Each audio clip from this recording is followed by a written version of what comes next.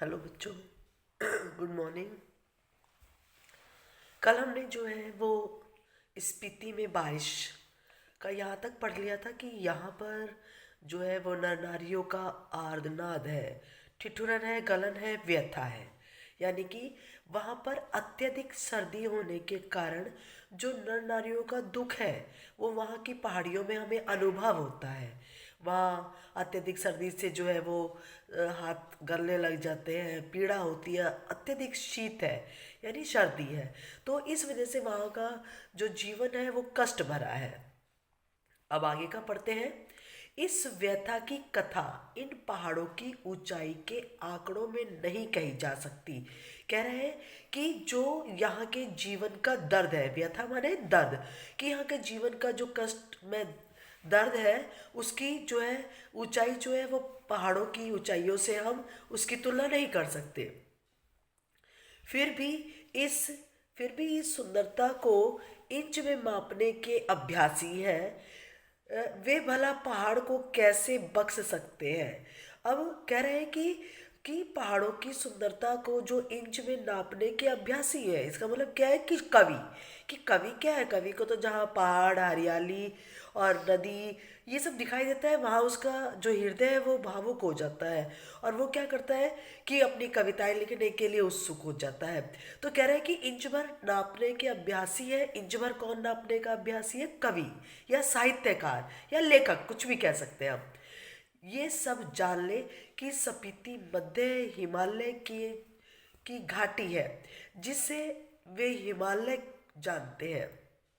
कह रहे हैं कि जो स्पीति है वो कहाँ है? मध्य हिमालय, हिमालय का जो मध्य भाग है वहाँ पर स्थित है। स्केटिंग, सौंदर्य प्रतियोगिता, आइसक्रीम, छोले भटूरे का कुल्लू, मनाली, शिमला, मंसूरी, नैनीताल, श्रीनगर वह सब हिमालय नहीं है। कह रहे हैं कि जो हम लोग घूमने के लिए जाते हैं जैसे कुल्लू मनाली है या शिमला गए या वैष्णो माता के गए, कटरा गए, तो ये पहाड़ी का जो क्षेत्र है ये तो केवल क्या है? हिमालय का निचला हिस्सा है, उसका तलवा है, नीचे का भाग है जहाँ पर हमें आइसक्रीम, छोले भटूरे ये सब खा करके घूम करके आते हैं और फिर भी हम कहते हैं कि भी वहाँ बहुत सर्दी थी, बहुत अच्छा मौसम था, सुहावना। तो ये सारा जो जगह है, शिमला, मंसूरी, कुल्लू मनाली, कुल्लू अलग क्षेत्र है, मनाली अलग क्षेत्र है, नैनीताल है, या आप वैष्णो माता के गए हो तो कटरा है, ये सब जो पहाड़ी क्षेत्र है ये तो केवल नीचे का हिस्सा है। और जो स्पीति है वो तो काफ़ी ऊंचाई पर रह जाती है। तो ये तो केवल हम तलवे यानी कि नीचे नीचे का जो भाग है वहाँ घूम के आते हैं। हिमालय का तलवा है, शिवालिक व पीर पंचाल या ऐसा ही कुछ उसका नाम है। क्या ये भी स्थान का नाम है? शिवालिक और पीर पंचाल ये भी क्या है? वहाँ स्थान है। कह रहा है ये तलहटी है यानी नीचे का हिस्सा है ये तो बिल्कुल। रोहतांग जोत के पार मध्य हिमालय है। कह रहा है कि रोहतांग जोत के बाद क्या आता है? मध्य हिमालय आता है। लाहुल स्पीति की घाटियां हैं वहां पर। इन घाटियों की औसत ऊंचाई नापी गई है। श्री कनिंघम के अनुसार ये किसी ने जो वहाँ की चोटियों की ऊंचाई वगैरह नापी है उसका नाम है ये, के अनुसार लाहुल की समुद्र की सतह से ऊंचाई 10,535 फीट है। कह रहा है कि वहाँ से जो है वो लाहुल की बता रहा है, लाहुल अलग है, तहसील है, आपको मालूम है स्पीति की। तो कह रहा है कि जो लाहुल है वो समुद्र की सतह से उसकी ऊंचाई जो है वो 10,535 फीट है। स्पीति की 12,986 फीट है यानी लगभग 13,000 फीट की औसत ऊंचाई है। यानी औसत ऊंचाई बता रहा है वो, इससे बड़ी भी हो सकती है तो वो कम से कम बता रहा है, ठीक है, इससे ज़्यादा भी है क्योंकि वहाँ ऊंची ऊंची चोटियाँ हैं चारों तरफ। आगे बता रहे हैं कि मध्य हिमालय की जो श्रेणी स्पीति को घेरे हुए है उसमें से जो उत्तर में है उसे 12 लाचा श्रेणियों का विस्तार समझे। कह रहे हैं कि हिमालय की जो श्रेणियाँ हैं यानी कि जो चोटियाँ हैं, श्रेणियाँ मीन्स चोटियाँ हैं, वो स्पीति को घेरे हुए हैं चारों तरफ से। और उत्तर में कौन सी चोटी है? 12 लाचा, 12 लाचा श्रेणियाँ हैं, चोटियाँ हैं, इनका विस्तार है। बारालाचा दर्रे की ऊंचाई का अनुमान 16,000, अनुमान बता रहे हैं वो 16,221 फीट है। लगाकर कह रहे हैं 16,500 फीट का लगाया गया है, कि अनुमान लगा रहे हैं कि ये जो है वो 16,221 फीट है या 16,500 फीट की ऊंचाई तक है। इस पर्वत श्रेणी में दो चोटियों की ऊंचाई 21,000 फीट से अधिक है। कह रहे हैं कि दो चोटियां जो है वो तो 21,000 फीट तक ऊंची है। दक्षिण में जो श्रेणी है वे माने श्रेणी कहलाती है। अब यहाँ थोड़ा सा ध्यान दीजिए, कह रहा है कि दक्षिण में एक चोटी है और वो क्या कहलाती है, ध्यान दीजिए, माने श्रेणी। ये माने क्या है, ये जो है ये बौद्ध लोगों का एक मंत्र है। क्या नाम है उस मंत्र का, नीचे वाली पंक्ति में लिखा है ओ मणि पद्मे हूँ। ये जो माने चोटी है ये वहाँ पर जो बौद्ध है लोग, बौद्ध, उनका ये मूल मंत्र है, ओ मणि पद्मे हूँ। तो जो लेखक है वो ये सोचता है कि कहीं इस चोटी का नाम इस बौद्ध मंत्र के आधार पे तो नहीं रख दिया है। क्यों क्यों ऐसा सोच रहा है लेखक ऐसा इसलिए सोच रहा है क्योंकि वहां पर इस माने मंत्र का, मैंने जो मंत्र पढ़ा है अभी, ओ मणि पद्मे हूँ, ये मंत्र है, एक मूल मंत्र है बौद्ध का।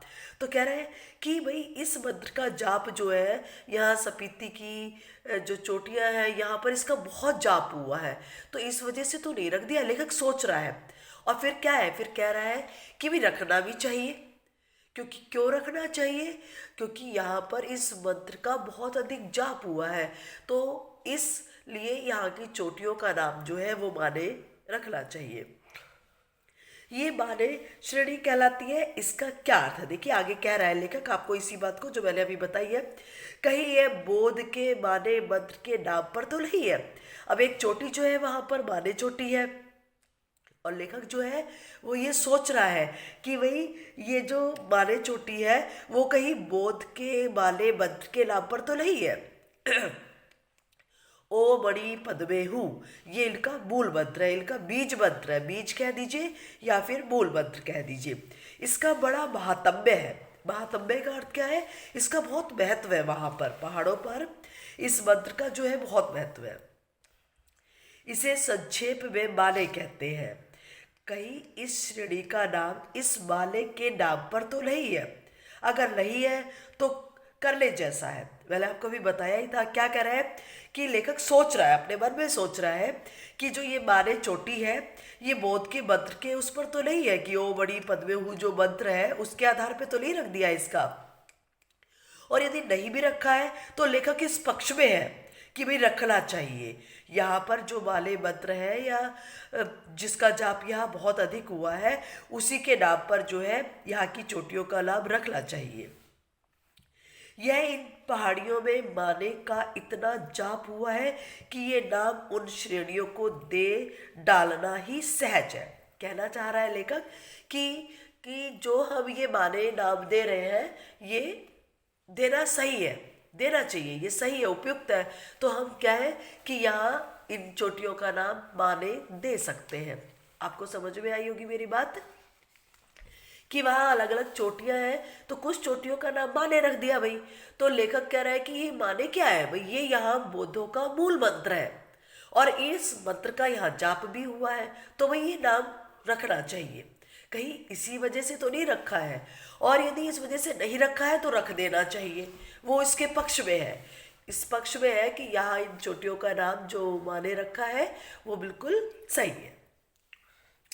इस पे आपका क्वेश्चन भी आता है, क्वेश्चन भी आता है कि भाई वहाँ जो है इस वहाँ की चोटियों का नाम माने रखा है क्यों, तो ये क्वेश्चन भी पूछ लेते हैं आपसे एग्जाम में। आप ध्यान से आगे देखिए, आगे पढ़ते हैं कि और क्या बता रखा है यहाँ के बारे में, इसकी यहाँ की ऊंचाइयों के बारे में, या यहाँ का क्या चाहता है लेखक कि यहाँ पर जो युवा लोग हैं वो आए और यहाँ पर थोड़ा सा जैसे कोलाहल हो, टूरिस्ट आए, यहाँ पर जो नीरसता है उसको समाप्त करें। आगे हम ये पढ़ेंगे। इम्पीरियल गैजेटियर, ये एक पुस्तक का नाम है बेटा। कह रहा है कि इम्पीरियल गैजेटियर में माने श्रेणी की ऊंचाई बता रखी, जो माने श्रेणियाँ बताई है ना मैंने, श्रेणी में चोटियाँ, ऊंचाई है 21,646 फीट। बताई गई है। यह तो इस श्रेणी की किसी चोटी की ऊंचाई होगी, पूरी श्रेणी की ऊंचाई तो एक नहीं होगी। कह रहा है कि अलग अलग है भाई, कोई कितनी ऊंची है, कोई 21,646 है, कोई और ऊंची है। तो ये कह रहा है इनमें जो छोटी छोटी चोटियां हैं उनकी ऊंचाई भी, जो छोटी है ना सबसे, उनकी ऊंचाई भी कितनी है, 17,000 फीट है। 17 फीट 1000 से अधिक है। कई गांव समुद्र की सतह से 13,000 फीट से ऊंचे बसे हैं। एक या दो 14,000 फीट की ऊंचाई पर है। वह मध्य हिमालय है, इसमें स्पीति स्थित है। अब ये क्या कर रहे हैं कि समुद्र से ऊंचाई बता रहे हैं, कुछ चोटियों की 13,000 है, कुछ की 14,000 है। और जो हिमालय है, ये स्पीति जो है वो हिमालय के मध्य में स्थित है। इसके पार बाह्य हिमालय दिखता है, कि इसके पार जो है वो हमें हिमालय का बाह्य रूप दिखता है। इसकी एक चोटी 23,064 फीट ऊंची बताई जाती है। इनमें कई चोटियां 20,000 फीट से अधिक ऊंची है। जो लेखक है वो वहाँ की जो चोटी है, जो ऊंचाई है पर्वतों की, वो बता रहा है कि कोई छोटी है, कोई उससे बड़ी है, कोई और बड़ी है। तो ये लंबाई जो है उनकी बताई जा रही है, लेखक बता रहे हैं। मैं ऊंचाई के माप के चक्कर में नहीं हूँ, मैं इनसे होड़ लगाने के पक्ष में हूँ। अब लेखक जो है वो बता रहा था, कोई इतनी ऊंची है, कोई इतनी ऊंची है, कोई 14, कोई 13। तो इस तरह बता रहा है, कह रहा है कि मैं जो है इसकी ऊंचाई मापने के चक्कर में नहीं हूँ, मैं आपको उसकी ऊंचाई के बारे में ज़्यादा नहीं बताना चाहता। ना ही मैं इनकी ऊंचाइयों से होड़ लगाने के पक्ष में हूँ। मैं इनसे होड़ भी नहीं लगाना चाहता कि भाई वो इतनी ऊंची है या इतनी नीची है। मैं ये सब नहीं बताना चाहता आपको। तो क्या बताना चाह रहा है लेखक, देखिए। लेखक कह रहा है कि वह एक बार लौसर में जो कर लिया सो बस है। कह रहा है लेखक कि वो एक बार लौसर गया था। तो लौसर जो है वो लौसर गया तो वहां पर उसने पर्वतों की ऊंचाई पर वो चढ़ा है। तो कह रहा है बस मैं तो अपनी वही जो ऊंचाई चढ़ी थी ना वो मैंने नाप ली है बस, और मैं यहाँ ऊंचाई मापने के चक्कर में नहीं हूँ। इन ऊंचाइयों से होड़ लगाना मृत्यु है। कह रहे हैं कि यदि मैं इन ऊंचाइयों से होड़ लगाऊं, इन पर चढ़ूं जाऊं, तो ये बहुत कष्ट भरा है। और यहाँ पर क्या है, इस तरह की होड़ लगाना मृत्यु को निमंत्रण देना हो जाएगा। यानी कि मैं इनसे होड़ लगाना नहीं चाहता। हाँ, कभी कभी उनका बाल बर्दल करना मर्द और औरत की शान है। अब लेखक ये कहना चाहता है, हाँ, जो ये ऊंची ऊंची चोटियां है ना, तो इनको अपनी ऊंचाइयों का अहंकार है। मैं चाहता हूँ कि इन ऊंची ऊंची चोटियां जो है, इनका अहंकार जो है वो समाप्त करना चाहिए। भाई अब ये लेखक कह रहे हैं कि चोटियों का अहंकार समाप्त करना चाहिए। ये कैसे कर सकते हैं हम, देखिए कैसे कर सकते हैं। कह रहा है कि मैं सोचता हूँ, लेखक सोच रहा है, क्या सोच रहा है कि देश और दुनिया के मैदानों से और पहाड़ों से युवक युवतियां आए और पहले तो स्वयं अपने अहंकार को गलाएं। ध्यान दीजिए, यहाँ पर क्या कह रहा है लेखक कि पहाड़ों और मैदानों यानी जो समतल जगह है वहां से नव युवतियां आए और पहले तो अपने अहंकार को गलाए। सबसे पहले तो वो ये सोच ले कि अपने मन में ये बात हटा दे कि भाई इन ऊंची ऊंची चोटियों को तो मैं आसानी से चढ़ जाऊंगा, कोई परेशानी नहीं है। तो उनके मन में जो ये अहंकार है ना, पहले तो वो अपना अहंकार समाप्त कर ले, क्योंकि इन चोटियों पर चढ़ना आसान काम नहीं है। तो जो उनके अंदर ये अहंकार है या ये वहम है कि भाई मैं आसानी से चढ़ सकता हूँ, ये तो मेरे बाएं हाथ का खेल है, ऐसा नहीं है। सबसे पहले तो वो अपने इस अंदर के वहम को, अंदर के अहंकार को मिटाए, फिर इन चोटियों के अहंकार को चूर करे। कह रहा है कि पहले अपने इस अहंकार को मिटा ले कि भाई ये मेरे बाएं हाथ का खेल है, मैं तो आराम से चढ़ जाऊंगा। इस वहम को, इस अहंकार को मिटाए और फिर उसके बाद क्या करे कि इन चोटियों के अहंकार को चूर करे, नष्ट करे। ये ऊंची ऊंची जो चोटियां हैं, जो ये लेखक की सोच है कि लेखक सोच रहा है कि ये ऊंची ऊंची चोटियों का अहंकार है कि भी हमारे ऊपर कोई फतेह हासिल नहीं कर सकता, कोई विजय हासिल नहीं कर सकता, हम पर कोई चढ़ नहीं सकता हमारी चोटियों पर। तो इनका जो ये अहंकार है चोटियों का, इसको दूर करे, उस आनंद का अनुभव करे जो साहस और कुवत से यौवन में ही प्राप्त होता है। कह रहा है कि जो नव युवक युवतियां हैं वो यहाँ आए, आनंद का अनुभव करें और अपने साहस और कुवत का अर्थ है बल, अपने साहस और बल से क्या करे, इन चोटियों पर विजय हासिल करे, यानी इनकी चोटियों पर चढ़ाई करके विजय की पताका लहराए। अहंकार का ही मामला नहीं है, मामला नहीं है, कह रहे हैं कि अहंकार का मामला नहीं है, ये माने की चोटियां बूढ़े लामाओं के जाप से उदास हो गई है। कह रहा है कि केवल मैं ये नहीं कह रहा कि भाई आप अपना अहंकार दूर करें, इन चोटियों का करें, मैं ये भी बताना चाहता हूँ आप लोगों को कि माने की जो ये चोटियां है, जो ऊंची ऊंची माने की चोटियां है, ये बूढ़े लामाओं का मतलब है कि नीरस नीरस लाइफ, जैसे हम बोरिंग कह सकते हैं, है ना, कि बोरिंग हो गई है यहाँ पर। बस बिल्कुल ज़्यादा कोई चहल पहल नहीं है, जो जनसंख्या है वो भी कम है, तो यहाँ की जो लाइफ है वो बोरिंग हो गई है, नीरस हो गई है। तो कह रहा है लेखक कि युवक युवतियाँ किलोल करे कि नवयुवक, क्योंकि आपको मालूम है कि भाई अब बच्चे तो बेचारे चोटियों पे चढ़ेंगे तो गिर जाएंगे, और बुजुर्ग में इतना साहस नहीं होता कि वो चोटियों पर फतेह हासिल करे, विजय हासिल करे। तो ये जोश, ये उत्साह, ये बल किस में होता है, युवाओं में होता है। तो केवल युवक युवतियाँ जो है वो यहाँ आए, यानी कि ये टूरिस्ट जगह बन जाए, यहाँ लोग नवयुवक युवतियाँ घूमने के लिए आए या यहाँ चढ़ाई करें, तो वहाँ क्या होगा, किलोल करें। किलोल वाले क्या हो जाता है, हंसी मजाक, प्रसन्नचित्त वातावरण। तो यह भी हर्षित हो, तो यहाँ की जो नीरस चोटियाँ है, बोरिंग हो गई है, चुपचाप शांत है, वो क्या हो, खुशी से, यानी कि यहाँ पर चहल पहल होनी चाहिए। और वो चहल पहल कौन करने का साहस कर सकता है, नवयुवक नवयुवतियाँ। अभी तो इन पर सपीति का आर्द्रनाद जमा हुआ है। कह रहे हैं कि अभी तो इन चोटियों के ऊपर सपीति का आर्द्रनाद का अर्थ मैंने आपको बताया था, दुख है। दुख भी क्यों है वो मैंने आपको बताया था कि वहाँ पर कम लोग हैं, कठोर जीवन है, कोई पहाड़ी चोटियों से गिर जाता है तो मर जाता है, तो यानी वहाँ दुख है। अपने आप ही 8-8 महीने जब वर्षा होगी तो क्या हो जाएगा कि वो दुख वगैरह। तो कह रहा है कि यहाँ नीरसता है, दुख है, वह इस युवा 28 की गर्मी से कुछ तो पिघले, यह एक युवा निमंत्रण है। कह रहा है कि यहाँ पर जो है वो जब नवयुवक युवतियाँ आएंगे, 28 खुशी प्रसन्नता, यहाँ पर हंसेंगे, मजाक करेंगे, और अपनी क्या है, प्रसन्नचित्त हंसी मजाक से यहाँ पर जो गर्मी है, जो दुख है, वो पिघल जाएगा। यथार्थ जो नीरसता है वो क्या हो जाएगी, हलचल में, प्रसन्नता में बदल जाएगी। इसलिए मैं क्या कर रहा हूँ, यहाँ युवाओं को निमंत्रण देना चाहता हूँ, अर्थात यहाँ मैं टूरिस्ट स्टॉप की तरह से देखना चाहता हूँ कि लोग यहाँ आए और यहाँ अपनी हंसी मजाक से यहाँ के वातावरण को खुशमय बनाए।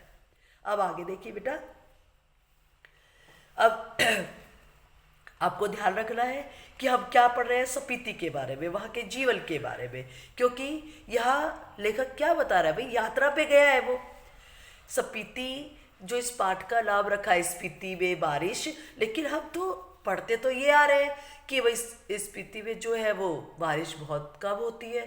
फिर इस पाठ का नाम बारिश क्यों रखा है, स्पीति में बारिश, वो क्यों रखा है वो आपको अभी आगे पढ़ाएंगे, बताएंगे कि क्यों रखा है इसका नाम, कि बारिश बहुत कम है फिर भी नाम रख दिया स्पीति में बारिश।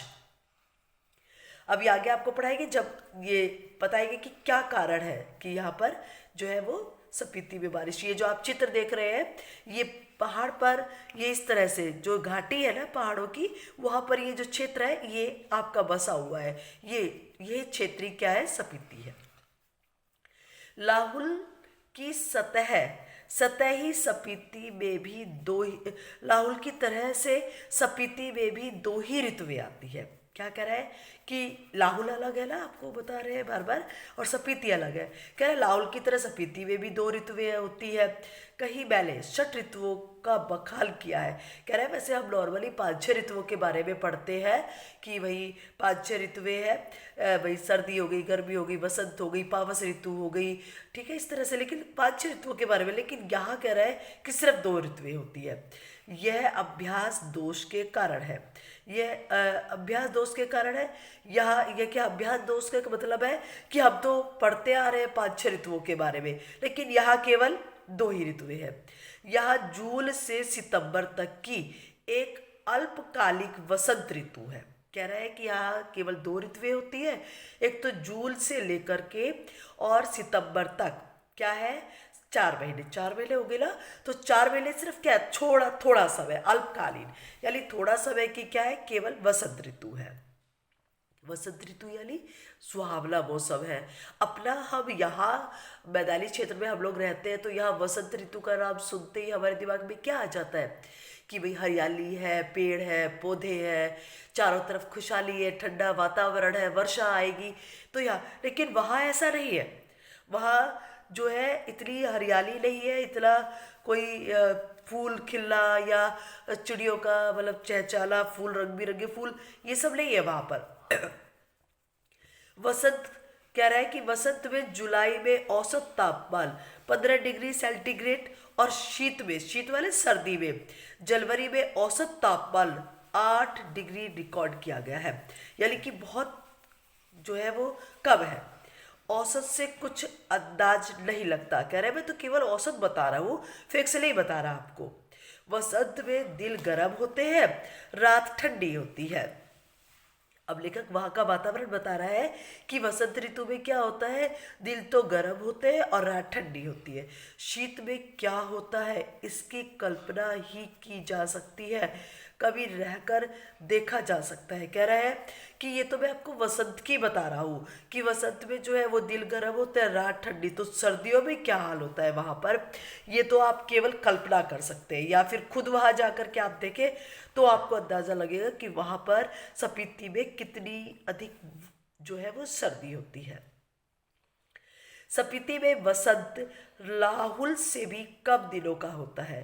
कह रहा है कि स्पीति में वसंत तो लाहुल से भी कम दिनों का होता है, यानी कि वसंत का जो समय है वो और भी कम हो जाता है।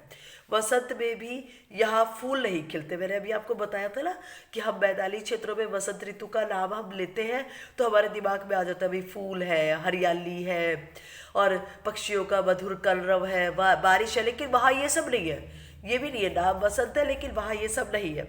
कह रहा है वसंत में यहाँ फूल नहीं खिलते, न हरियाली आती है, न वह गंध होती है। गंध का अर्थ है सुगंध। भाई फूल खिलेंगे तो क्या होगा, भीनी भीनी यानी हल्की हल्की हमारे जो सुगंध है फूलों की वो हमारे मन को हर्षित करती है। लेकिन वहाँ ये भी नहीं है। दिसंबर से घाटी में फिर बर्फ पड़ने लग जाती है। अब कह रहा है कि दिसंबर शुरू होते ही क्या होगा, फिर बर्फ पड़ने लगी। अप्रैल मई तक रहती है, यानी 8-9 महीना जो है वो बर्फ गिरती रहती है। यहाँ ठंडक भी लाहौल से ज़्यादा पड़ती है। लाहौल से भी ज़्यादा जो है वो सर्दी है स्पीति में। नदी नाले सब जम जाते हैं। देखो कितनी अधिक सर्दी है कि नदी नाले सब बर्फ ही बर्फ चारों तरफ, और हवाएं तेज चलती है।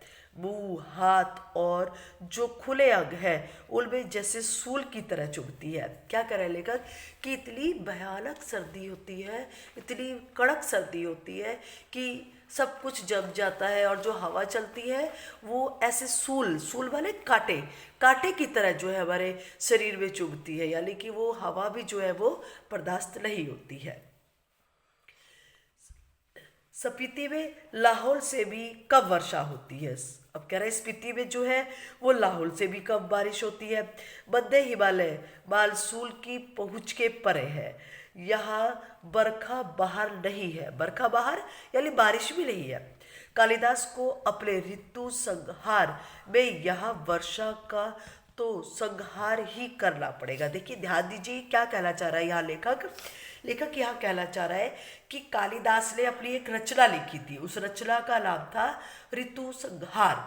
ठीक है, तो यहाँ पर जो ये इन्होंने रचना लिखी कालिदास ने, महाकवि कालिदास का तो नाम सुना होगा ना आपने, तो महाकवि कालिदास ने जो ये रचना लिखी तो उसमें इन्होंने ऋतु संहार का जो है वो वर्णन किया अपनी रचना में। और इसमें क्या करा इन्होंने, यहाँ इसमें वर्षा ऋतु का बहुत अधिक वर्णन किया है कि वर्षा ऋतु का जो सौंदर्य है, वहाँ जो सुहावना मौसम है, जो फूल है, जो हरियाली है, वो उसका बहुत ज़्यादा वर्णन किया है। और क्या है कि वो कैसे कालिदास के मन को प्रभावित कर रही है हरियाली, फूल, पेड़ पौधे, तो उसका वर्णन किया है। तो कह रहे हैं कि यदि कालिदास जो है यदि यहाँ पर वसंत ऋतु देखते और फिर इस पुस्तक को लिखते, इस रचना को लिखते, तो उन्हें तो क्या है, वर्षा ऋतु का नाम ही समाप्त करना पड़ जाता, क्योंकि वहाँ पे वर्षा ऋतु में जो सौंदर्य होता है वहाँ उनको वो देखने को नहीं मिलता। कालिदास कालिदास में वर्षा का क्या ठाठ है। यह वर्षा वर्णन इस प्रकार शुरू होता है। कह रहा है कि उन्होंने बहुत क्या ठाठ के साथ उन्होंने वसंत ऋतु का अपनी रचना ऋतु संहार में वर्णन किया है। वो सौंदर्य, वो ठाठ, वो यहाँ स्पीति में नहीं है, ये कहना चाह रहा है लेखक।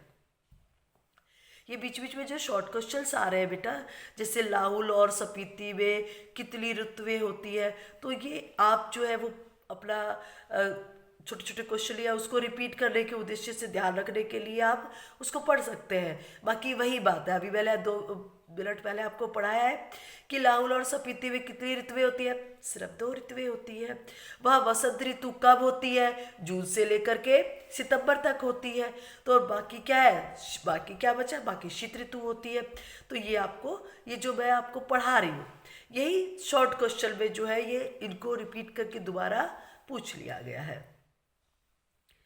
आगे है बेटा कि बता रहा है कि किस तरह से वहाँ का जो वातावरण है, जो वहाँ का ऋतुओं का है, उसी के बारे में आगे भी लेखक बता रहा है।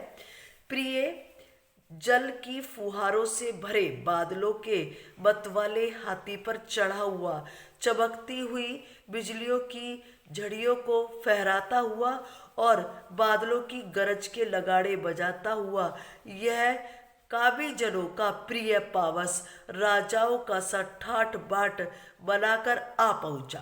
कौन? यहाँ कवि कह रहा है वसंत ऋतु के बारे में कि वसंत ऋतु में क्या होता है कि जल की फुहार यानी हल्की हल्की बौछारें पड़ती है। आकाश में क्या है, बत वाले बादल जो है वो किसकी तरह उबड़ उबड़ के आते हैं, बत वाले हाथी की तरह बादल।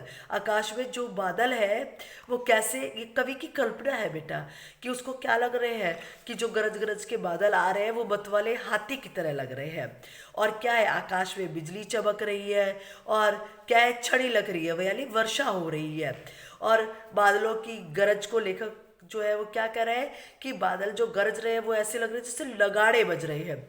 और कावी जलों का प्रिय पावस, कि क्या है कावी जलों का, कि यानी कि जो हृदय में प्रेम के भाव जगाने वाला है, वो क्या कर रहा है कि इस तरह से राजा के ठाठ बाट की तरह कौन सी ऋतु आ पहुंची है, पावस ऋतु। पावस यानी वसंत ऋतु आ पहुंची है। यह पावस यहाँ नहीं पहुंचता है कि जो ठाठ बाट है वर्षा ऋतु के, वो ठाठ बाट यहाँ स्पीति में नहीं है कि कैसे बादल गरजते हैं, फुहारें पड़ती हैं और क्या कहते हैं कि जो लोगों का हृदय है वो क्या है, आनंद से भर जाता है। ये जो सारे ठाठ है वसंत ऋतु के, वो सारे ठाठ आपको यहाँ स्पीति में देखने को नहीं मिलेंगे। कालिदास की वर्षा की सुंदरता, शोभा, जो सुंदरता है वो विंध्याचल में है, यानी कि विंध्याचल में तो है वैसा सौंदर्य वर्षा का, लेकिन स्पीति में नहीं है। हिमाचल की इन मध्य की घाटियों में नहीं है। तो कहाँ बसा हुआ है स्पीति? स्पीति जो है वो हिमाचल के मध्य में बसा हुआ है और कह रहा है कि इस कारण जो है यहाँ पर वसंत ऋतु का वो सौंदर्य नहीं है जो हमें अन्य जगह देखने को मिलता है। मैं नहीं जानता कि इनका लालित्य लाहुल स्पीति के नर नारी समझ भी पाएंगे या नहीं। लालित्य का अर्थ है सौंदर्य। क्या कहना चाह रहा है लेखक यहाँ, यह है आपका सौंदर्य। लालित्य का अर्थ है कि जो वर्षा ऋतु की सुंदरता है। देखो क्या सुंदरता है बेटा, मैंने आपको बताया अभी कि फूल का खिलना, बादलों का गरजना, ठंडी ठंडी हवा का चलना, धीमी धीमी वर्षा होना और क्या है हरियाली चारों तरफ देखना। कह रहा है कि ये यहाँ ये सारी जो सुंदरता है, जो लालित्य है, जो सुंदरता है वो आपको लाहुल स्पीति में नहीं मिलेगी। और यहाँ के जो नर नारी है, जो लोग यहाँ रहते हैं, स्त्री पुरुष जो यहाँ रहते हैं, वो समझ भी पाएंगे या नहीं, वो नहीं समझ पाएंगे, क्योंकि उन लोग जो वसंत ऋतु में क्या देखा है, उन्होंने तो बस ये देखा है भाई ठीक है बर्फ नहीं पड़ती और जो सर्दी है वो थोड़ी सी कब हो जाती है गर्मी, दिन में गर्मी रहती है, रात को ठंडक होती है। बाकी उन्हें ये नहीं पता कि भाई फूल भी खिलते हैं, बारिश भी होगी, जरूरी है बारिश की बौछारें भी वसंत ऋतु में। तो ये सब उनको नहीं मालूम, क्योंकि उन्होंने कभी देखा ही नहीं है कि वर्षा ऋतु में ऐसा भी होता है। वर्षा उनके लिए संवेदन का अंग नहीं है। संवेदन का अर्थ होता है कि हृदय को छू जाने वाले भाव की संवेदना नहीं है, हृदय को छू जाने वाले जैसे भाव नहीं होते वहां वसंत ऋतु में। वह यह जानते नहीं है कि बरसात में नदियां बहती है, बादल बरसते हैं, मस्त हाथी चिंगाड़ते हैं, जंगल हरे भरे हो जाते हैं, अपने प्यारों से बिछड़ी हुई स्त्रियां रोती कलपती है, मोर नाचते हैं और बंदर चुप मारकर गुफाओं में जा छिपते हैं। कह रहा है कि क्या होता है कि बारिश में क्या होता है कि जब बारिश होगी तो क्या होगा भाई, पानी होगा नदियों में, नालों में। बारिश का पानी जो है वो नदियाँ तेज बहाव में बहने लगती है, कल कल की मधुर आवाज करती है, बादलों से बारिश होती है, हाथी जो है वो बारिश में चिंगाड़ने लगते हैं खुशी से। और जंगल यानी कहीं भी हो, जंगल हो या कहीं भी हो, वो पेड़ पौधे हरे भरे हो जाते हैं। और अपने प्यारों से बिछड़ी हुई स्त्रियां, इसका मतलब ये है बेटा कि जो कवि है, जो साहित्यकार है, वो कहते हैं कि जब वर्षा होती है तो नायक नायिका जो है वो आनंद का अनुभव करते हैं। नायक नायिका आप समझ रहे हैं ना कि नव युवक और नव युवतियाँ, उनके मन में प्रेम का भाव जागृत हो जाता है। तो उसी को कह रहा है कि यदि किसी नायक की जो प्रिया है या नायिका है उससे दूर है, तो नायिका जो है वो वर्षा ऋतु के सुहावले मौसम में अपने प्रिय को याद करती है, ये कहना चाह रहा है लेखक। और मोर खुशी से नाचने लग जाते हैं, बंदर जो है वो चुप होकर के अपनी गुफाओं में जा, ये सारा सौंदर्य होता है जब वर्षा ऋतु होती है। लेकिन लेकिन क्या लेकिन लेकिन जो स्पीति है वहां पर ऐसा कुछ नहीं है बेटा। वहां नहीं, ऐसे बादल भी नहीं गरजते हैं, ऐसा सौंदर्य भी नहीं है, पेड़ पौधे फूल या हाथियों का चिंगाड़ा, ये सब कुछ नहीं है वहां। तो वहां की जो वर्षा ऋतु है वो अपने अन्य मैदानी क्षेत्रों से अलग है, ये कहना बताना चाह रहा है लेखक हमें। अगर कालिदास यहाँ आकर कहे कि अपने बहुत से सुंदर गुणों से सुहाली लगने वाली स्त्रियों का जो खिलाने वाली पेड़ों की टहनियों और बेलों की सच्ची सखी तथा सभी जीवों का प्राण बनी हुई वर्षा ऋतु आपके मन की सब साधे पूरी करे, तो शायद सपीति के नरनारी यही पूछेंगे कि ये देवता कौन है। अब कह रहे हैं कि कालिदास ने जो अपनी रचना लिखी थी, कौन सी रचना लिखी थी बेटा, याद है? ध्यान दीजिए क्या लिखा था, ऋतु संहार की जो इन्होंने रचना लिखी थी अपनी, उसमें इन्होंने वर्षा ऋतु का वर्णन किया। और उसमें उन्होंने क्या लिखा, उन्होंने लिखा अपनी इस रचना में, ऋतु संहार में लिखा कि अपने बहुत से सुंदर गुणों से सुहावनी लगने वाली स्त्रियों का जी खिलाने वाली पेड़ों की टहलियाँ है, उसके जो लाइका है, जो स्त्रियाँ है, उनका बल खुश हो जाता है। कैसे, क्या देख करके कि पेड़ों की टहनियाँ, बेलों की सच्ची सखी, क्योंकि टहलियाँ बेल जो है वो टहलियों पर लिपट जाती है, तो कह रहा है ये सच्ची मित्र है इनकी, सभी जीवों का प्राण बनी हुई है। तो कह रहा है कि वर्षा ऋतु जो है वो हर व्यक्ति को नया जीवन देती है। यदि ये बात हम, वो क्या करती है, सबके बल की साधे पूरी करती है। साधे का अर्थ है इच्छा पूरी करती है। तो शायद, तो यदि वो कालिदास के बारे में वो इस तरह से करे तो बेटा उनको क्या है, ऐसा लगेगा कि भाई ये कौन है, ये कौन देवता है भाई, को कहाँ बेल है, ये कहाँ पे हरे भरे पौधे हैं, ये कौन से देवता की बात कर रहे हैं ये लोग। तो उन्हें बड़ा अजीब सा लगेगा, क्योंकि ये सब तो उन्होंने देखा नहीं है वर्षा ऋतु में।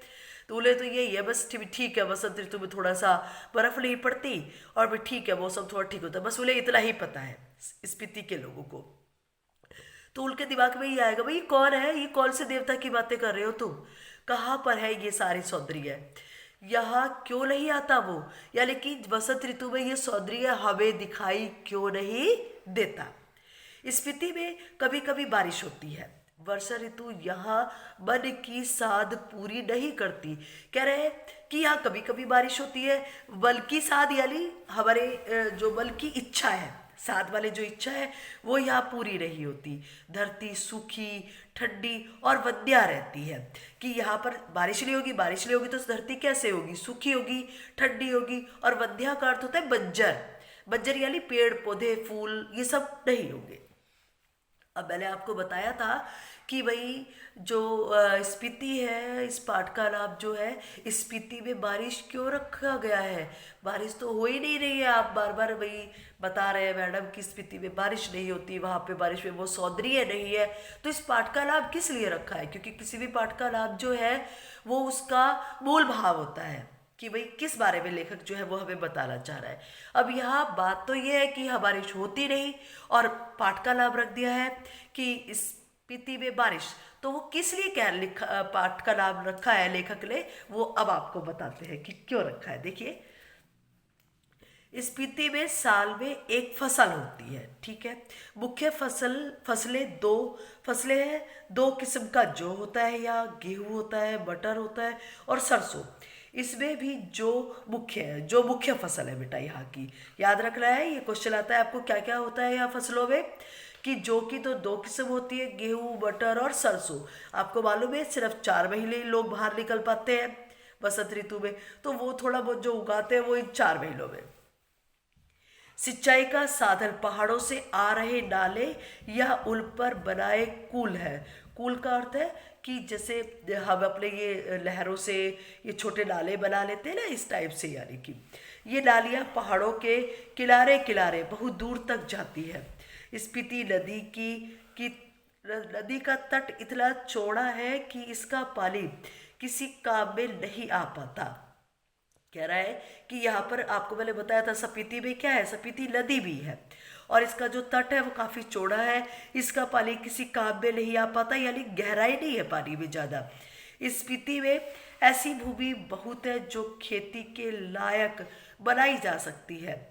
शर्त इतनी है कि इसके लिए स्पीति में जल उचीला जाए। कहने का अर्थ है कि जो जल का स्तर है वो काफ़ी नीचा है, कि यहाँ पर और भी खेती हो सकती है, खेती योग्य धरती बनाई जा सकती है, लेकिन उसके लिए जरूरी है कि जो जल का स्तर है वो थोड़ा ऊंचा होना चाहिए, उचीला ऊंचा होना चाहिए। या फिर पानी का कोई और सोता पहुंचाया जाए, सोता यानी माध्यम, स्रोत, कि या फिर किसी और माध्यम से, वही माना हम नदियों के जल को स्तर को ऊंचा नहीं कर सकते तो चाहे वहाँ से नाले बना करके या ऊंचाई पर पानी लेकर के आया जाए। स्पीति में कोई फल नहीं होता। देखिए, फल भी नहीं है वहाँ, क्या खाए लोग। स्पीति में कोई फल नहीं होता। मटर और सरसों को छोड़कर कोई सब्जी नहीं होती। अब आप देखो, सोच सकते हो कि भाई जो पूरा साल है वो केवल मटर और ये सरसों, ये खाली एक ही चीज़ खाते खाते भी कैसा नीरस जीवन हो जाता है। तो वहाँ यही सब्जी होती है। शायद ऊंचाई, वायुमंडल के दाब में कमी, क्या है कि वायुमंडल के दाब में कमी, ठंड की अधिकता, वर्षा की कमी वगैरह के कारण यहाँ पेड़ नहीं होते। इसलिए स्पीति विशेषकर नंगी और वीरान है। नंगी और वीरान, नंगी का अर्थ मैंने आपको कल भी बताया था, अर्थात पहाड़ों पर कोई पेड़ पौधे हरियाली नहीं है, नीरस नीरस से पहाड़ है। इसलिए कह रहा है कि वहाँ जो पहाड़ है वो वीरान है, नीरस है। अब है ये लास्ट, देखिए लास्ट पैरा है आपका। वर्षा यहाँ एक घटना है, एक सुखद संयोग है, यानी कि जब यहाँ वर्षा हो जाती है तो एक बहुत सुख का अनुभव लोग महसूस करते हैं। हम काजा के डाक बंगले में सो रहे थे। हम कौन? लेखक जो है वो काजा के डाक बंगले में सो रहे थे, तो लगा कि कोई खिड़की खड़का रहा है। तो वहाँ जो खिड़की थी वो बज रही थी। आधी रात का भी पिछला पार है, यानी पिछला पहर है। पिछला पहर का अर्थ है कि आधी रात से ज़्यादा समय बीत चुका है। इस समय कौन है? लेखक ने सोचा भाई खिड़की से आवाज़ आ रही है, कौन आया है? लैंप की लो तेज की, खिड़की का एक पल्ला खोला। लेखक ने खोल के देखा भाई कौन बजा रहा है खिड़की।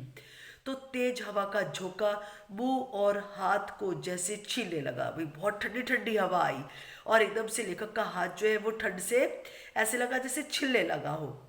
मैंने पल्ला भिड़ा दिया यानी मैंने खिड़की का जो पल्ला था वो वापस बंद कर दिया। उसकी आड़ से देखने लगा। मैंने उसको थोड़ा सा बंद किया और उसकी ओट करके मैं थोड़ा सा देखा। क्या देखा मैंने? देखा कि बारिश हो रही थी। मैं उसे देख नहीं रहा था, सुन रहा था, क्योंकि बाहर अंधेरा था तो लेखक देख नहीं पा रहा था कि भाई कितनी बारिश हो रही है। केवल महसूस कर रहा था कि भाई हाँ, ये तो वही बारिश हो रही है।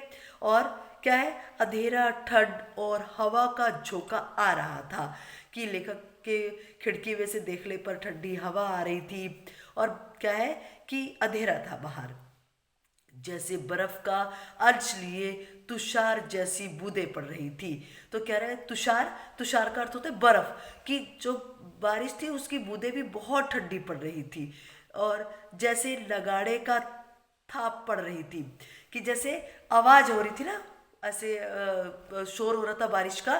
तो कह रहे हैं कि मुझे ऐसा लग रहा है जैसे इस तरह आवाज, ऐसे आवाज होती है ना, तो ऐसे कर रहे हैं लेखक कि भाई जैसे नगाड़े की जो है वो थाप यानी आवाज सुनाई पड़ रही थी और दुग्ध छेल को हवा बजा रही थी। यानी दुग्ध छेल का अर्थ है जैसे छप्पर कह सकते हैं हम, कि जो भी वहां पर घर थे उनके ऊपर जो छप्पर थे उनको उनकी भी आवाजें आ रही थी। महाशंख की धवली घाटी में तैर रही थी। तो क्या है कि जैसे ऐसा लग रहा था कि जैसे उस घाटी में जैसे शंख की आवाज आवाज आ रही हो। स्पीति की घाटी में वर्षा हो रही थी, कमरे में ठंड बढ़ रही थी। यानी बसंत ऋतु में जब लेखक वहां गया और डाक बंगले पर रुका तो वहां पर क्या हुआ कि यहाँ पर उस दिन वर्षा हुई, कमरे में ठंड बढ़ने लगी। मैं बिस्तर में पड़ा पड़ा पड़ा पड़ा मालूम नहीं कब सो गया। कह रहा है कि मेरे को नहीं मालूम कि मैं जो है वहां लेटे लेटे जो है वो कब सो गया। तो लेखक जो है वो ये आपको बता रहा है कि भाई कैसे सुबह उठा, चाय पीते पीते सुना कि स्पीति के लोग कह रहे हैं कि हमारी यात्रा शुभ है। अब लेखक जब सर्दी लगी तो बेचारा अपना जा करके दोबारा सो गया सर्दी के कारण। और तब वो सुबह उठा तो उसने सुना, आसपास के लोगों से सुना। क्या सुना? कि लोग आपस में बातचीत करके कह रहे हैं कि हमारी यात्रा शुभ है, स्पीति में बहुत दिनों बाद बारिश हुई है। कि लेखक कह रहा है कि जब हम वहाँ गए तो वहाँ बारिश हुई और वहाँ के लोगों को हमारा आना, यानी लेखक का जो आना है वो शुभ लगा कि भाई लेखक आया है, इसलिए ये एक शुभ संयोग है कि आज बारिश हुई है। तो इसलिए लेखक ने इस पाठ का लाभ जो है वो स्पीति में बारिश रखा है, क्योंकि जब लेखक वहाँ गया, वहाँ रुका तो उसी दिन बारिश हुई। और बारिश का जो सुखद अनुभव था वहाँ के लोगों ने महसूस किया। क्योंकि सुखद अनुभव क्यों था? वो इसलिए था क्योंकि भाई बारिश होगी तभी तो फसल होगी, तभी तो थोड़ी बहुत हरियाली होगी। तो वहाँ जो वर्षा है वो एक सुखद संयोग मानी कि भाई लेखक आया इसलिए वर्षा हुई है, क्योंकि बहुत कम होती है। और क्या है कि वहाँ उन्होंने एक सुख का अनुभव किया। तो बेटा आपको मैंने ये पाठ पूरा पढ़ाया है, यात्रा वृत्तांत। और ये कृष्णनाथ जी ने, ये जो लेखक है इन्होंने लिखा है ये एक यात्रा वृत्तांत। और इसमें जो है उन्होंने वहाँ का जो भौगोलिक परिस्थितियाँ है, वहाँ का जो परिवेश है, वहाँ का जो जीवन है, वहाँ का जो लोग है, वहाँ पर जो फसलें होती हैं, उन सब की हमें समस्त जानकारी इस पाठ में दी है। ठीक है। अब इसके जो क्वेश्चन आंसर है वो भी काफ़ी आसान है। जो कुछ अभ्यास के मेल क्वेश्चन आंसर है वो मैं थोड़ा सा भी आपको समझा देती हूँ। इसमें बहुत ऐसे रट्टा लगाने की या बहुत रटने की आवश्यकता नहीं है। यदि आपने मेरा पढ़ाया हुआ पाठ अच्छी तरह से वो करा है, सुना है या ध्यानपूर्वक पढ़ा है, तो इसके क्वेश्चन आंसर बिल्कुल आसान है। आप अपनी भाषा में सरल शब्दों में इसका उत्तर दे सकते हैं। देखिए क्वेश्चन नंबर 1 है आपका, इतिहास में स्पीति का वर्णन क्यों नहीं मिलता? बिल्कुल आसान सा है भाई, इतिहास, वो इतिहास में क्यों नहीं मिलता उसका वर्णन? तो उसमें है कि स्पीति जो है वो हिमाचल के मध्य में स्थित है। ये तो आपको बार बार जो है वो पढ़ा रहे हैं तो बता रहे हैं कि कहाँ पर है, कहाँ है, तो मध्य में स्थित है। और भौगोलिक स्थिति के कारण कि वहाँ की जो ऊंची ऊंची जो धरती है, ऊंची नीची धरती है, ऊंचे ऊंचे पहाड़ है, तो वो है भौगोलिक स्थिति। कह रहा है कि अपनी भौगोलिक स्थिति के कारण ये स्थान जो है वो बहुत ऊंचाई पर, ऊंचाई यानी आपको मैंने बताया था मध्य हिमालय, ऊंचाई पर है। चारों तरफ क्या है, ऊंचे ऊंचे दर्रे हैं, ऊंचे ऊंचे ऊंचे पहाड़ है, नीचे नीचे दर्रे हैं, मतलब घाटियां है। कठिन रास्तों के कारण यहाँ पहुंचना भी बहुत कठिन है। शीत ऋतु में भी यहाँ जाना बहुत कठिन है। इस दुर्गम क्षेत्र, दुर्गम का अर्थ होता है जहाँ पहुंचा ना जा सके, इस दुर्गम क्षेत्र की अधिक जानकारी न होने के कारण इसका इतिहास में वर्णन नहीं मिलता।